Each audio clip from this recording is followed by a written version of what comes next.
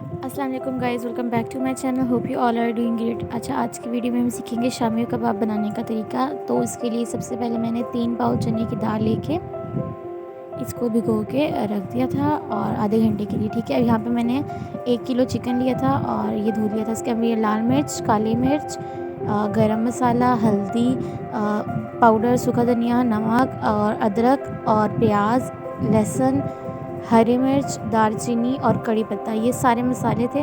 ٹھیک ہے. یہ سارے مسالے میں نے یوز کیے تھے. اور اب سب سے پہلے میں پریشر کوکر میں ڈال رہی ہوں دال، اور اس کے بعد میں اس میں ڈالوں گی چکن اور سارے مسالے ڈال کے اس کے اندر میں پھر ڈال دوں گی پانی اتنا ڈالنا ہے کہ آپ کا چکن اور دال اس میں ڈپ ہو جائے اور اس کو پریشر لگا دینا ہے.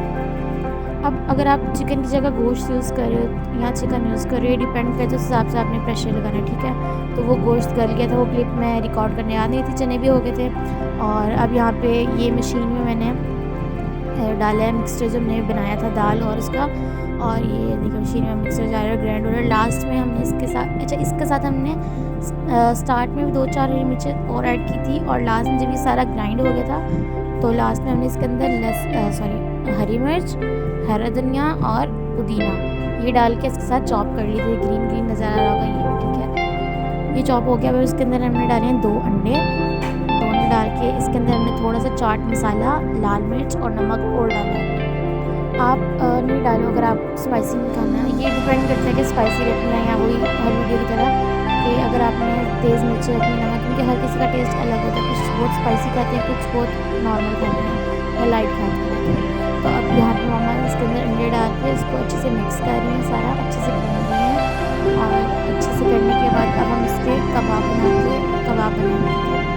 یہ دیکھیں اس کو اچھے سے مکس کرنا ہے تاکہ جب اس کے اندر الگ سے 3 مسالے ڈالنے ہیں اور اس کے علاوہ ہری مرچ اور پودینہ اور دھنیا الگ سے اس میں پیس کے آیا تھا اور انڈے ڈالیں، وہ سب چیزیں نا اچھے سے مکس ہو جائیں، ایک یونیفارم سا مکسچر اچھا سے آپ کے پاس آ جائے. یہاں پہ ٹرے کو میں آئل سے گریس کر رہی تھی اور یہاں پہ ماما بنا رہی تھی کباب. یہ ماما اس کو بنا کے ہم لوگ ٹرے میں رکھ لیں گے.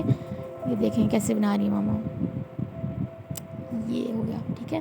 اس طرح آپ نے جتنے بھی کباب بن رہے ہیں آپ نے سارے بنا کے رکھنے ہیں. ٹرے کو گریس کرنے سے یہ ہوتا ہے نا کہ آپس میں چپکتے نہیں ہیں، مطلب برتن سے چپکتے نہیں ہیں. ٹھیک ہے.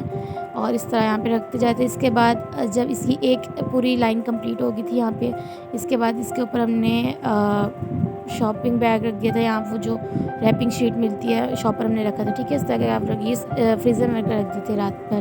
ابھی اگلے دن یہ فریز ہو چکے تھے اور میں نے اس کو فریزر سے نکالے تھے اور میں دکھا رہی تھی.